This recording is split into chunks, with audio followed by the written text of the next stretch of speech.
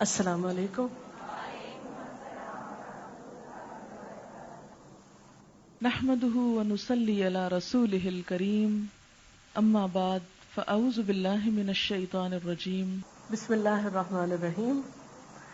آج کی اس میٹنگ میں الحمدللہ ہمارے ساتھ فرسٹ بیچ کے اسٹوڈنٹس کے علاوہ خواتین کلب کے اسٹوڈنٹس بھی شریک ہیں، تو میں ان سب کو یہاں پر خوش آمدید کہتی ہوں، اور اللہ کرے کہ ہمارا یہ اکٹھا ہونا دین کے فائدے میں ہو.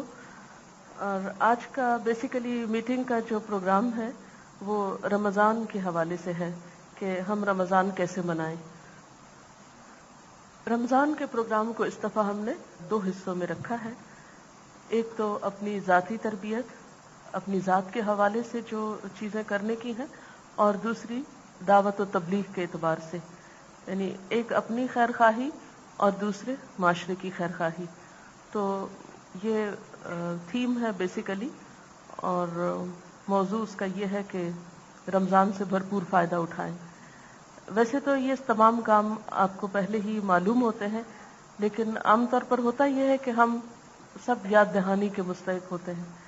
ہمیں وہ باتیں سال بھر گزرنے کے بعد بھول چکی ہوتی ہیں. تو ہم نے کوشش یہ کی ہے کہ اسے ریٹن مٹیریل کے طور پر بھی اویلیبل کیا جائے، تاکہ جو لوگ ریٹن اپنے پاس رکھ کر اپنے آپ کو چیک کرنا چاہیں اور اپنے آپ کو یاد دہانی کرانا چاہیں، ان کو بھی فائدہ ہو سکے. اس کے علاوہ میٹنگ کا جیسا کہ مقصد ہے کہ ایک دوسرے سے ملاقات کرنا، ویسے تو کہیں نہ کہیں کبھی نہ کبھی کسی نہ کسی سے ملاقات ہوتی رہتی ہے، لیکن ایک ہوتا ہے اچانک ایک ملاقات ہو جانا، اور ایک ہے بامقصد ملاقات. تو یہ ملاقات تھوڑی سی دوسری ملاقاتوں سے مختلف ہوتی، اور یہ ایک بامقصد ملاقات ہے. جتنی دیر میں یہ پریزنٹیشن وغیرہ سامنے آتی ہے، میں ایک حدیث آپ کو سنا دیتی ہوں.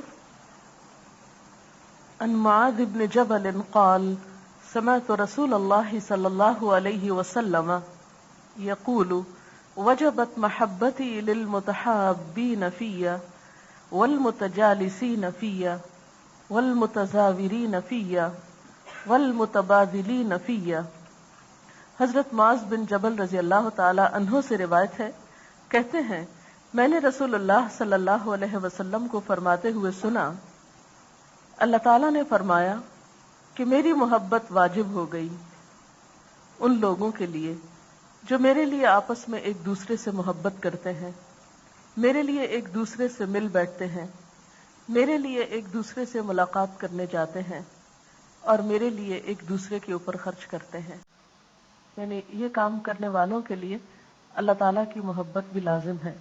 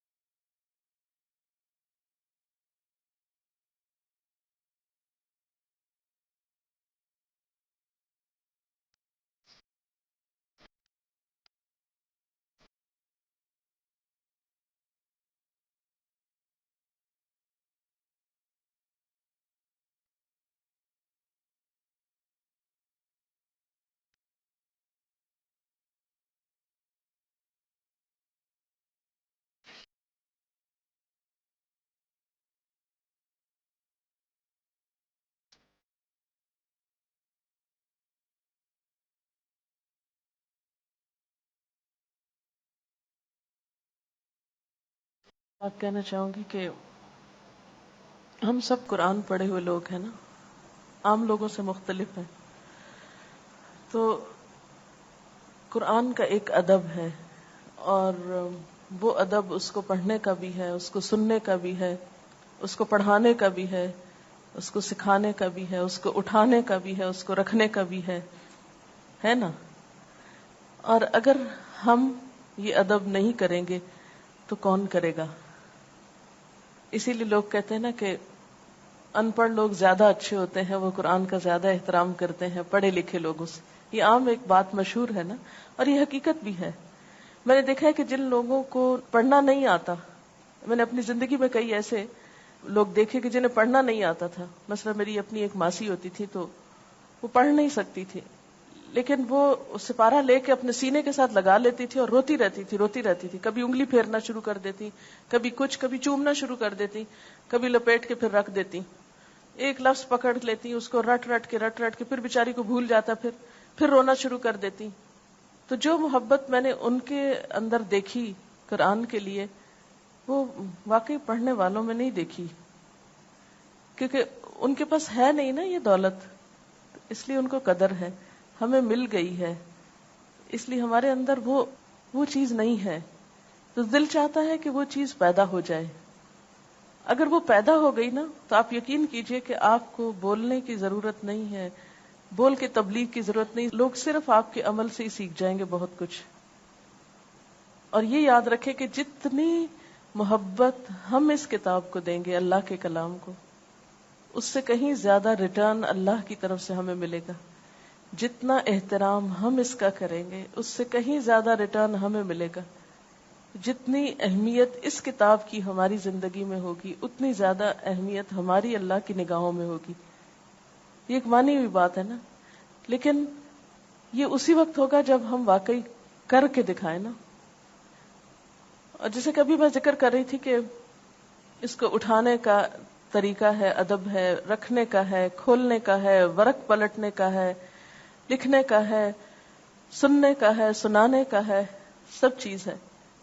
تو اسی طرح ایک ادب جو اس وقت جس کا میں ذکر کرنا چاہوں گی وہ سننا ہے. اس کے سننے کا ادب کیا ہے کہ جب خاص طور پر ایسی مجلس میں اگر ہم بیٹھے ہوں تو سننے کا ادب یہ ہے کہ جب اس کی آواز آ جائے تو باقی ہر چیز اوجھل ہو جائے، غیر اہم ہو جائے. مثلا ابھی یہ جو آیت لگی ہے، یہ قرآن پاک کی یہ آیت جو ہے، کم از کم اپنے بارے میں تو میں کہہ سکتی ہوں کہ میری پسندیدہ ترین آیتوں میں سے ہے، کیونکہ ایک بہت ہی، اور اس سال اس پر کافی ہم نے تفصیل سے بات کی ہے. سورۃ توبہ اس دفعہ ہم نے کافی تسلی کے ساتھ پڑھی ہے، اللہ کا شکر ہے. بلکہ ایک آیت جو ہے کل ان کان آباؤکم و ابناؤکم، اس پر آج ہی مجھے بتا رہے تھے کہ 4 گھنٹے کی کیسٹ بنی ہے، 4 گھنٹے 25 منٹ شاید، یعنی اتنی دیر اس پر الحمدللہ کلاس میں بات ہوئی ہے. تو اسی طرح اس آیت پر بھی، تو میں تو جب اس آیت کو سنتی ہوں تو مجھے اور کوئی چیز نظر نہیں آتی، لیکن میں دیکھ رہی تھی کہ بہت سے لوگ آیت لگی ہوئی ہے لیکن دیکھ ادھر ادھر رہے ہیں. تو اگر ہم آئندہ کے لیے اپنے ساتھ ایک عہد کر لیں کہ جب قرآن پاک ہم سن رہے ہوں، اور خصوصاً کسی علم کی مجلس میں، چلے گھر میں آپ کام کاج میں لگے رہے، کہیں ٹیلی ویژن پہ آیتیں آ رہی ہیں یا کسی نے بٹن آن کر دیا کیسٹ کا، وہ ایک مجبوری ہے کہ آپ اب سب کچھ کام کاج چھوڑ کے تو اس کے لیے نہیں بیٹھ سکتے. لیکن ایک کام آپ کر سکتے کہ جب آپ خود لگا کے بیٹھے یا آپ کسی ایسی مجلس میں بیٹھے جہاں جو قرآن ہی کے نام پر ہے، تو اس وقت پھر ہمارے جو پوسچرز ہیں یا ہماری جو نگاہیں ہیں یا ہمارے جو بیٹھنے کے انداز ہیں، ان سب میں بھی اس کی جھلک نظر آنی چاہیے. ہمیں واقعی ہم اہل قرآن نظر آنے چاہیے، قرآن والے لوگ نظر آنے چاہیے. تو آپ دیکھیں گے کہ اس سے آپ اپنے اندر جذب کی کیفیت بھی زیادہ پائیں گے، جذب بھی زیادہ ہوگا، کیونکہ اس کے لیے آپ اپنے آپ کو پریپیئر کر رہے ہیں نا. آپ نے ہر چیز سے رشتہ کاٹ لیا، اب آپ اللہ کے ہو گئے، اللہ کی بات کے ہو گئے بس تھوڑی دیر کے لیے. تو جب آپ اللہ کے لیے خالص ہوں گے اور آپ اس کے لیے اپنے آپ کو خاص کریں گے انشاءاللہ، تو وہاں سے آپ کو اس سے زیادہ ریٹرن ملے گا. تو چلیے ہم اب شروع کرتے ہیں. اعوذ باللہ من الشیطان الرجیم، بسم اللہ الرحمن الرحیم.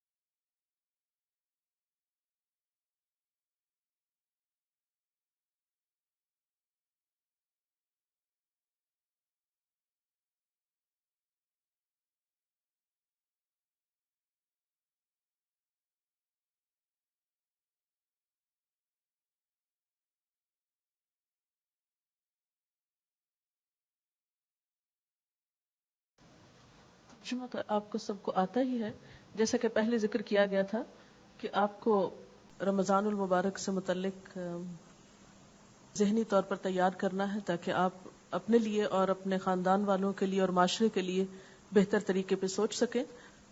نبی صلی اللہ علیہ وسلم کا طریقہ یہ تھا کہ جب بھی کوئی کام آپ کو کرنا ہوتا تھا تو اس سے پہلے آپ صحابہ کرام کو ذہنی طور پر بھی تیار کیا کرتے تھے.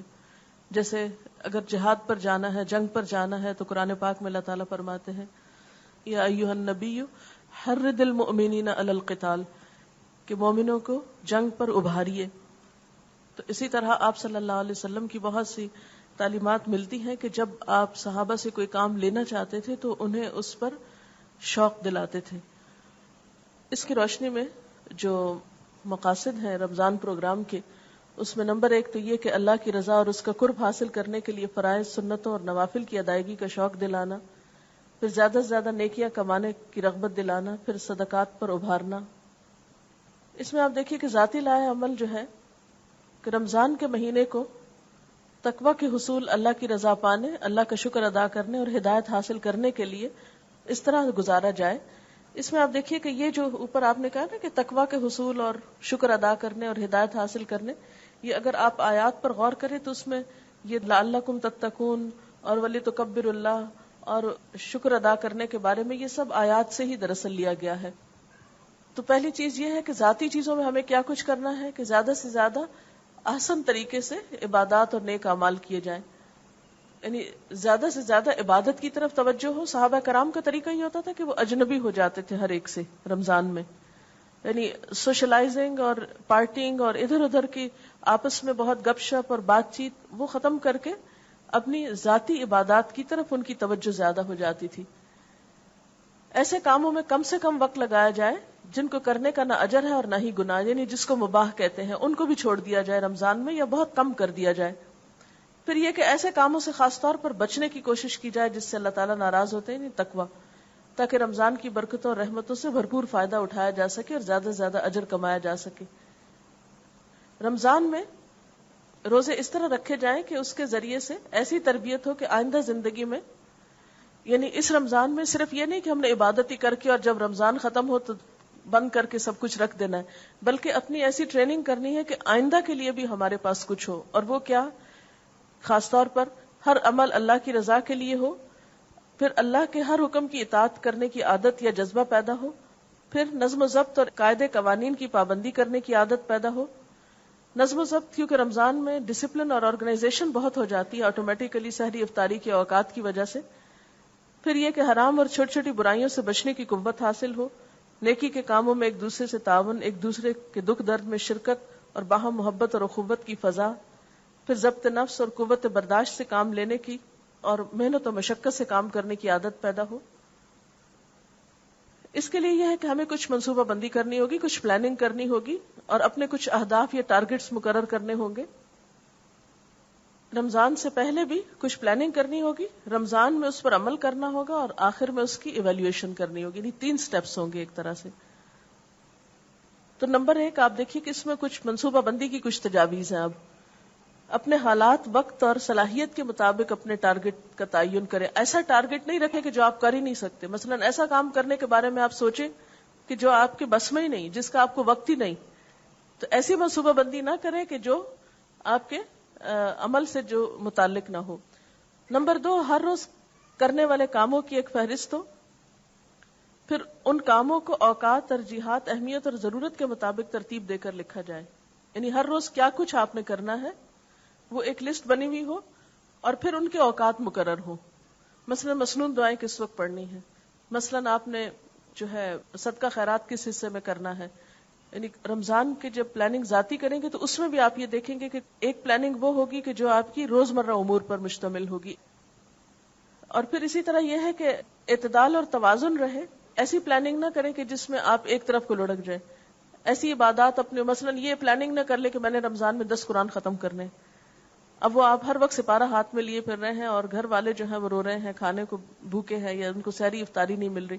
تو جو بھی آپ پلاننگ کریں اس میں خاص طور پر توازن اور اعتدال ضروری ہے. اس پلاننگ کو آپ مختلف عنوانات کے تحت کر سکتے ہیں. نمبر 1 عبادات آتی ہیں. عبادات میں جیسے روزہ ہے تو اس میں ظاہر ہے کہ اس کی گنتی پوری کرنی ہے، وَلِتُكْمِلُوا الْعِدَّةَ جیسے قرآن پاک میں آتا ہے. نمبر 2 نماز میں سب سے پہلے فرائض آتے ہیں. اگر ہم اس رمضان میں یہ اپنا تھیم رکھے کہ 2 چیزیں کہ اول وقت میں نماز پڑھنے کی عادت ڈالوں گی، نمبر 2 خشوع خضوع کی خاص پریکٹس کروں، کیونکہ جب روزہ ہوتا ہے تو جسم میں ایک خاص کیفیت ویسے ہی ہوتی، تو اگر اس کی پریکٹس مہینہ بھر کی جائے انٹینشن کے ساتھ تو اس سے مزید فائدہ بھی ہو سکتا ہے. نمبر 2 یہ ہے کہ نوافل کی بھی کوشش، اور نوافل کے نام یہاں ہم نے اس لیے لکھ دیے تاکہ یاد دہانی رہے، اس میں سے جو کچھ بھی موقع ہو. پھر تراویح کا خاص طور پر اہتمام جو ہے وہ ضروری ہے. کوشش کریں کہ آپ گھر کے قریب کوئی بھی ایسی جگہ آپ کو مل جائے جہاں پر اجتماعی تراویح ہوتی ہو، اس میں نسبتاً معاملہ آسان ہو جاتا ہے. پھر اس کے بعد اگلی چیز قرآن پاک ہے، تو قرآن پاک بھی اپنی حیثیت کے مطابق آپ خود تلاوت کر سکتے ہیں. آپ خود تلاوت کے ساتھ اگر لسننگ پر بھی تھوڑی توجہ دیں، کیونکہ بعض اوقات انسان روزے کی حالت میں بول بول کے منہ سوکھ جاتا ہے، زیادہ نہیں بول سکتا، تو آپ ٹیپ سن کر اپنا جو ریویژن ہے اس کو بھی جاری رکھ سکتے ہیں. پھر اسی طرح پورے قرآن پاک کا ترجمہ آپ خود بھی پڑھ سکتے ہیں، ترجمہ اور مختصر تفسیر پڑھ سکتے ہیں. ان میں سے کوئی ایک آپ لے سکتے ہیں، ضروری نہیں کہ یہ سارے کام کریں، یہ مختلف آپشنز آپ کو دی گئی ہیں کہ ان میں سے کوئی بھی ایک چیز، مثلا پورے قرآن پاک کا ترجمہ اور کچھ آیات کی تفسیر آپ کر سکتے ہیں اپنے لیے. قرآن پاک کی منتخب آیات اور صورتیں زبانی یاد کرنا، حفظ قرآن، کیونکہ حدیث میں آتا ہے نا کہ جس دل میں قرآن پاک کا کوئی حصہ نہیں وہ اجڑے ہوئے گھر کی مانند ہے. اور افسوس کے ساتھ یہ کہنا پڑتا ہے کہ ہمارے معاشرے میں 2 ایکسٹریمز ہیں، یا یہ کہ پورا حافظ بناتے ہیں، یا یہ کہ قل هو اللہ سے آگے کچھ نہیں آتا. تو ہمیں عام طور پر بھی اپنے لیے کچھ نہ کچھ جیسے صورتوں کو یاد کرنا. تو رمضان میں چونکہ قرآن اترا ہے اس میں ایک خاص برکت ہوتی ہے، ایک خاص سہولت ہوتی ہے، تو کچھ حصہ حفظ کا بھی آپ ٹارگٹ رکھ سکتے ہیں. پھر اذکار و تسبیحات اور دعائیں وغیرہ، اس میں روزانہ کی تسبیحات کے کچھ نام ہیں. اس دفعہ الحمدللہ ذکر کے اوپر کلاس میں ایک چھوٹی سی ورکشاپ آپ کہہ لیں یا ایک چھوٹا سا پروگرام کیا گیا تھا. ڈاکٹر غلام مرتضی ملک صاحب کا ذکر الہی پر لیکچر سنوایا گیا تھا. اس کے علاوہ خرم مراد صاحب کا جو ایک پیمفلٹ ہے ذکر الہی، اس سے مدد لے کر اور پوری کلاس کو مختلف تسبیحات وغیرہ بتائی گئی تھی کہ روزمرہ میں کیا کریں، اور ذکر کی جو اہمیت ہے وہ بھی. تو آپ یہ بھی کر سکتے ہیں اپنے گھر والوں کے ساتھ بھی مثلا. پھر استغفار، اس میں اگر اپنی تسبیح جو ہے خصوصی طور پر استغفار کی کر لیں. پھر درود شریف اپنے لیے خود ٹارگٹ مقرر کریں، ضروری نہیں کہ آپ 3 تسبیحات کا ٹارگٹ رکھ لیں، اتنا ہی کریں جتنا آپ کے پاس وقت ہے. پھر دعائیں، اور خصوصاً جو قبولیت کے اوقات ہیں ان میں دعائیں. مثلا یہ ہے کہ سحری کے وقت قبولیت کا وقت ہوتا ہے، تہجد کا وقت جو ہوتا ہے وہ جس وقت ہم سحری کھا رہے ہوتے ہیں اس وقت بھی اگر آپ پکا رہے ہیں ساتھ ساتھ دعائیں کر سکتے ہیں. پھر اس کے بعد یہ کہ نمازوں کے بعد پھر خصوصاً افطار کے وقت قبولیت دعا کا وقت ہوتا ہے. پھر تراویح کے وقت، قرآن پاک پڑھنے کے بعد. تو یہ جو خاص موقع ہیں دعاؤں کے، وہ رمضان میں چونکہ عام دنوں کی نسبت زیادہ میسر آتے ہیں تو وہ آپ کر سکتے ہیں. پھر اسی طرح ان دعاؤں میں اپنے لیے، رشتہ داروں، دوستوں، ملک و ملت کے لیے، ان سب چیزوں کی. پھر قرآنی دعائیں ہیں، مسنون دعائیں، صبح شام کی دعائیں ہیں، مختلف مواقع کی دعائیں، اور کچھ دعائیں آپ سیکھ بھی سکتے ہیں مثلا. پھر اس کے بعد یہ کہ اعتکاف کی بھی آپ کر سکتے ہیں، اگر خاص طور پر ایسی خواتین جن کے بچے چھوٹے نہیں ہیں، جن کی کوئی خاص ذمہ داریاں نہیں، اگر ان کو موقع ہو تو وہ اگر ساری کلاس میں سے مثلا کوئی 1 آدھ کر لیں، 2-4 کر لیں، 8-10 کر لیں. یہ صرف یاد دہانی ہے. اور اگر یہ مسنون اعتکاف نہ بھی ہو سکے تو ہر روز وقت کا کچھ حصہ، خاص طور پر افطاری سے پہلے اگر آپ بیٹھ کر یکسوئی سے کچھ دعائیں وغیرہ کر لیں تو وہ بھی ایک جزوی قسم کا اعتکاف ہو جاتا ہے. پھر اسی طرح شب قدر جو ہے آخری طاق راتوں میں عبادت. نبی صلی اللہ علیہ وسلم سے یہ تو سنت سے ثابت نہیں کہ آپ نے پوری رات جاگے ہوں آپ، لیکن یہ کہ رات کا کچھ حصہ ابتدائی یا آخری یا جتنا زیادہ سے زیادہ آپ کر سکتے ہیں اس کو آپ کر سکتے ہیں. پھر عمرہ عام دنوں میں یعنی انسان نیت ہی کر لے، باقی تو اللہ کا کام ہے کہ اپنے گھر بلائے جس کو چاہے، لیکن یہ کہ چونکہ رمضان میں عمرہ جو ہے وہ حج کے برابر ثواب رکھتا ہے، تو جن لوگوں کو موقع ہو. پھر اسی طرح یہ ہے کہ انفاق فی سبیل اللہ. انفاق فی سبیل اللہ جو ہے اس میں زکوٰۃ آتی ہے. تو ویسے تو زکوٰۃ سال گزرنے پر ہوتی ہے، لیکن اگر رمضان میں ادا کر دی جائے تو اس کا اجر جو ہے وہ کئی گنا بڑھ جاتا ہے.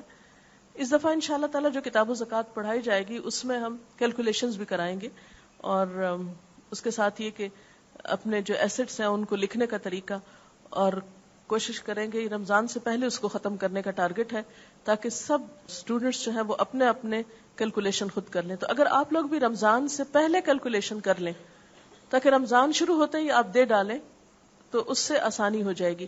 ورنہ یہ ہوتا ہے کہ رمضان میں اگر آپ زکوٰۃ بانٹنے چلے ہیں یا دینے چلے ہیں تو بہت سا وقت اس میں لگ جاتا ہے. تیار کر کے چیزیں رکھ لیں، نقدی ہے یا کھانے پینے کی چیزیں ہیں یا کپڑا ہے یا جہاں جہاں پہنچانا ہے اس کی تیاری کر لیں اور پھر رمضان میں بس دینے والی کریں تو آپ کا وقت بچ جائے گا. پھر اسی طرح صدقہ خیرات، اس میں یہ ہے کہ مال کے علاوہ اپنا وقت، صلاحیتیں، جسم و جان کی قوتیں، یہ سب بھی. پھر اس میں دین کی تبلیغ اور اشاعت بھی، رشتہ دار، یتیم، مسکین. تو آپ یہ کر سکتے ہیں کہ ہر مد میں کچھ نہ کچھ ضرور کریں، یعنی صرف ایک میں نہ کر لیں، ہر ایک کا تھوڑا تھوڑا خیال رکھیں. پھر اس کے بعد کچھ اور نیک کام آتے ہیں جس میں ہمدردی اور صلہ رحمی، اس میں غریبوں، بیواؤں، یتیموں، رشتہ داروں کی خبرگیری.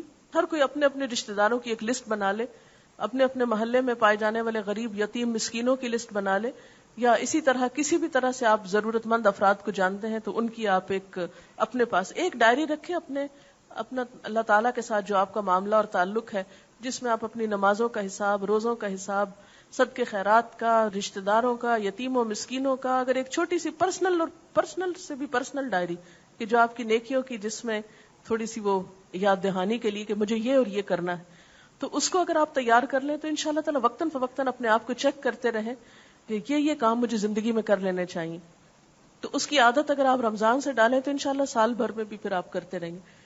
پھر اسی طرح مہمان نوازی میں خاص طور پر افطاری ہو سکتی ہے، لیکن اس میں بھی ضروری نہیں کہ بڑی بڑی دعوتیں ہوں اور سارا وقت اسی میں ضائع کر دیا جائے. اس کا طریقہ کار ہر کوئی اپنی ضرورت کے مطابق کر سکتا ہے. پھر کچھ اور چیزیں ہیں جیسے شکر اور صبر کی عادت ڈالنا، پھر طہارت خاص طور پر، پھر حصول علم کی کوشش، جس طرح قرآن پاک اور حدیث کی کتابوں کے علاوہ کوئی اور اچھی کتابیں ایسی پڑھنا. پھر درس و تدریس، اس میں اپنے گھر کے اندر درس و تدریس کیسے ہو، محلے کے بچوں، بچیوں، خواتین اور دیگر لوگوں کے لیے. پھر تبلیغ دین کے لیے مثلا جیسے جیل میں جا کر یا وہ جو بھی آپ کے ارد گرد، اس پہ خاص طور پر آپ خود اپنے ذہن سے نئی سوچ لائیں. یعنی اگر آپ میں سے ہر شخص یہ کہے کہ میں ایک نیا فیلڈ تلاش کروں گی تو آپ دیکھیں کہ کچھ نہ کچھ کہیں نہ کہیں آپ ضرور پہنچیں گے. ہم عموماً کیا کرتے ہیں، صرف وہ کرتے جو دوسرے کر رہے ہوں، یا ہر وقت اس بات کے منتظر رہتے ہیں کہ کوئی اور کرے تو پھر ہم بھی پیچھے لگ جائیں. تو ہم میں سے ہر شخص ایک نیا فیلڈ تلاش کرے کہ جہاں پہلے دین کا کچھ نہیں ہو رہا. کوئی ایک ایسی جگہ آپ تلاش کر لیں رمضان میں اور وہاں آپ خود چلے جائیں. خود نہیں جا سکتے کتاب دے دیں، کتاب نہیں دے سکتے کیسٹ چھوڑ دیں، کچھ کریں. لیکن خاص طور پر چونکہ اس مہینے میں ہر اجر بہت بڑھ جاتا ہے ثواب کے اعتبار سے، تو اس میں کوشش کریں. پھر مباح کام جو ہیں ان میں تھوڑی سی کمی کرنی ہے. مثلا کھانا تیار کرنا ہے تو ایسے کھانے ہو جس میں اسراف نہ ہو اور جو بہت زیادہ وقت نہ لے تاکہ عبادت کے لیے وقت نکل سکے. پھر اسی طرح آرام اور نیند جو ہے وہ اتنی زیادہ بھی نہ بڑھائیں کہ آپ کے عبادت میں خلل ہو اور اتنی بھی کم نہ کریں کہ آپ بیمار پڑ جائیں. یعنی اس میں بھی اعتدال رہے.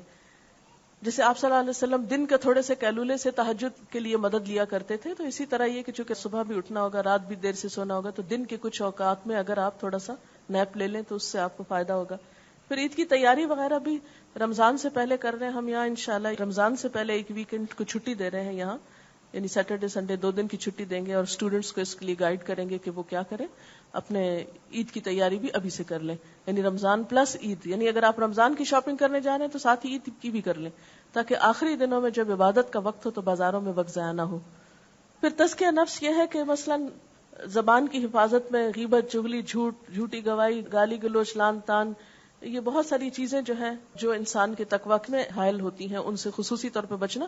اس کے لیے آپ چیک لسٹ استعمال کر سکتے ہیں جو ہم نے اپنے اسٹوڈنٹس کے لیے پہلے استعمال کرائی ہے، اور اس سے بھی آپ کو انشاءاللہ فائدہ ہوگا. یہ ایک چیک لسٹ ہے. رمضان سے پہلے اور رمضان کے بعد 2 چیزیں آپ کے سامنے ہوں گی. جو چیزیں پیچھے آپ کو بتائی گئی ہیں انہی سے متعلق ایک چیک لسٹ آپ دیکھیں گے کہ کیا وہ کام میں نے کیے ہیں جو میں نے اپنے ٹارگٹس رکھے تھے.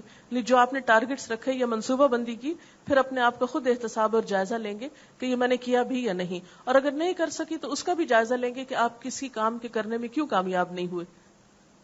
پھر اس کو ہم نے یہ کیا ہے کہ ان سب چیزوں کا ایک خلاصہ کر دیا ہے، جیسے عبادات ہیں، پھر باقی نیک اعمال ہیں، پھر مباح کام ہے، پھر جو روزے کو فاسد کرنے والے کام ہیں جن سے اجتناب کرنا ضروری ہے، اور پھر یہ مقاصد ہے قرآن پاک کی روشنی میں لعلکم تتقون ولتکملوا العدۃ ولتکبروا اللہ ولعلکم تشکرون لعلہم یرشدون. اب یہ ہے کہ ایک تبلیغ کا طریقہ کار تھوڑا سا وضع کیا ہے کہ اگر آپ اپنی ذات کے اصلاح کے علاوہ دوسروں کو کرنا چاہیں تو اس کے لیے سب سے پہلا اہم پروگرام تو دورہ قرآن ہے. آپ میں سے جو لوگ کرنا چاہیں اس کے مقاصد آپ کے ذہن میں واضح ہوں اور اس کے مقاصد میں ایک مختصر وقت میں مکمل قرآن پاک کا پیغام زیادہ سے زیادہ لوگوں تک پہنچانا کہ وہ جان لیں کہ اللہ تعالیٰ ہم سے کیا چاہتا ہے. نمبر 2، قرآن کے شائقین کے لیے قرآن سننے کے مواقع فراہم کرنا، قرآن سنا کر لوگوں کو اللہ سے جوڑنا. پھر نمبر 3، رمضان کے بابرکت مہینے میں لوگوں کو دین کی محبت اور اس کا علم حاصل کرنے کا شوق دلانا. پھر قرآن پاک کی تلاوت، اس کے فہم اور اس پر عمل کرنے میں جو لطف آتا ہے لوگوں کے اندر اس احساس کو بھی پیدا کرنا. لوگوں کے اندر وہ جذبہ پیدا کرنا کہ اللہ کی موجودگی کا احساس کر کے اس کی محبت اور اس کے ڈر کے ساتھ ہر کام کریں. پھر اللہ کی عظمت کا احساس، پھر اللہ کی اطاعت کا جذبہ، حرام سے بچنا، اور پھر توکل اور بھروسے پر ابھارنا. پھر لوگوں کے اندر شکر گزاری کا احساس پیدا کرنا. یعنی قرآن سنا کر آپ کیا چاہیں گے کہ لوگوں کے اندر کیا پیدا ہو، مقاصد کیا ہوں گے. پھر اسی طرح عبادات کا شوق پیدا ہو، اللہ کے رستے کی طرف رہنمائی ہو، دعائیں پڑھنے کی اور یاد کرنے کی ترغیب ہو. اس میں یہ ہے کہ دورہ قرآن کے ساتھ ساتھ آپ لوگوں کو دعائیں بھی سکھا سکتے ہیں، دعاؤں کے کارڈ دے سکتے ہیں، دعائیں سکھا سکتے ہیں. اور اس کے مقاصد کیا ہیں، اس میں اہمیت کا بھی احساس آپ دلائیں گے، ان کے آداب اور شرائط سے بھی واقف کریں گے. پھر یہ بھی بتائیں گے کہ دعائیں کیوں نہیں قبول ہوتی. پھر اس کے بعد یہ ہے کہ کچھ دعائیں آپ ان کو یاد کروا دیں، اور ان کو ہمیشہ یہ کوشش کریں کہ صرف یاد نہ کرائیں، لوگوں کو یہ بھی بتائیں کہ آپ کس وقت پڑھ سکتے ہیں. مثلا ان کو اوقات کی تقسیم بتا دیں. مثال کے طور پر ہر ایک اپنا اپنا طریقہ اختیار کر سکتا ہے. مجھے سب سے زیادہ کنوینئنٹ یہ لگتا ہے کہ چھوٹا سا ایک بیگ ہو جس میں قرآن پاک بھی ہو، دعائیں بھی ہوں، تسبیح بھی ہو. آپ گھر میں بھی بے شک اس بیگ کو استعمال کریں. جب آپ مصلی پہ بیٹھے ہیں تو اپنا بیگ اٹھا کے ساتھ رکھ لیں. آپ نے جب سلام پھیرا تو اس میں بیگ میں سے دعاؤں کی کتاب نکالیں، جس موقع کی جو ہے دعا وہ نکال کے پڑھیں، نشانی اس میں رکھ لیں. اس نماز کے بعد مثلا فجر کے بعد میں نے اتنی دعائیں پڑھنی، وہاں پر نشانی رکھ لیں. ظہر میں اتنی پڑھنی ہے، عصر میں اتنی پڑھنی، مغرب میں اتنی. اگر کوئی شخص زیادہ پڑھ سکتا ہے تو دن میں وہ پورا کارڈ ختم کر لے قرآنی اور مسنون دعاؤں کا. اگر زیادہ نہیں پڑھ سکتا تو ہفتے میں ختم کر لے، تہجد میں پڑھ لے، افطار میں پڑھ لے. یعنی وہ ایک دفعہ جو حضور صلی اللہ علیہ وسلم نے دعائیں مانگی وہ ساری کی ساری دن میں یا ہفتے میں یا 2 دن میں اپنا اپنا ہر کوئی سہولت سے ٹارگٹ رکھ لے، اس کو مکمل کر لے، لیکن وہ چھوٹے نہ. اور وہ اسی وقت ہو سکتا ہے جب چیز وقت پر اویلیبل ہوگی. ہم لوگ کے حافظے اتنے تو ہے نہیں کہ سب کچھ زبانی یاد ہو. پھر اگر زبانی یاد نہیں تو ہمیں لوگوں کو وہ طریقے بتانے ہیں کہ جس سے وہ کام کر جائیں. اور آپ دیکھیں گے جب وہ کرنے لگیں گے اور خاص طور پر اللہ تعالیٰ سے جب جڑ جائیں گے تو انشاءاللہ بہت سی نیکیوں کے اور دروازے کھل جائیں گے ان کے لیے. کہنے کا مقصد یہ کہ لوگوں کو صرف یہ نہ کہیں کہ یہ کرو، یہ بھی بتائیں کہ کیسے کرو، اور کیسے کرو میں پریکٹیکل ٹپس دیں. اور مسئلے سب کے وہی ہوتے ہیں جو ہمارے اپنے ہوتے ہیں. مثلا یہ کہ دعا یاد نہیں، بیٹھے ہیں وہ دھیان کہیں اور چلا گیا، وہی پلٹ پلٹ کے وہی جو رٹی رٹائی دعائیں وہی مانگی، بے شعور اٹھ کھڑے ہوئے. تو اگر اس وقت آپ کے پاس دعاؤں کی کتاب ہے تو آپ آگے چل پڑیں گے، اور بار بار پڑھنے سے پھر وہ زبانی بھی یاد ہو جائیں گی. پھر اسی طرح یہ ہے کہ دورہ قرآن کے علاوہ روزے اور زکوٰۃ کی تعلیمات جو ہیں یا انفاق فی سبیل اللہ کی تعلیمات خاص طور پر ان دنوں میں عام کریں. اس میں زکوٰۃ کی فرضیت، روزے کی فرضیت، ان کے فقہی مسائل وغیرہ جو کتابوں میں لکھے ہوئے ان کو پڑھ کر سنانا. اس میں آپ دیکھیں کہ ایک اور طریقہ ہے کہ دورہ قرآن کے علاوہ آپ کیا کر سکتے، لوگوں کو ناظرہ پڑھائیں، ان کو سن لیں. مثلا ایک سرکل بنا لیں، ہر بہن، مثلا آپ کے نیبرز میں 10 خواتین ہیں، جیسے قرآن خوانیاں تو بہت ہوتی ہیں، تو انہیں کہیں کہ ہر ایک چپ کر کے قرآن پڑھنے کی بجائے ہر ایک اپنے اپنی ٹرن پہ اونچا پڑھے اور آپ کو سنائے، اور آپ اس کی چھوٹی چھوٹی مسٹیکس نکالتے جائیں، بتاتے جائیں، قاعدہ پڑھا دیں. یعنی اگر آپ ترجمہ نہیں سنا سکتے، دورہ قرآن نہیں کرا سکتے، تفسیر نہیں کرا سکتے، تو ناظرہ کا سیشن کروا دیں ان کے ساتھ.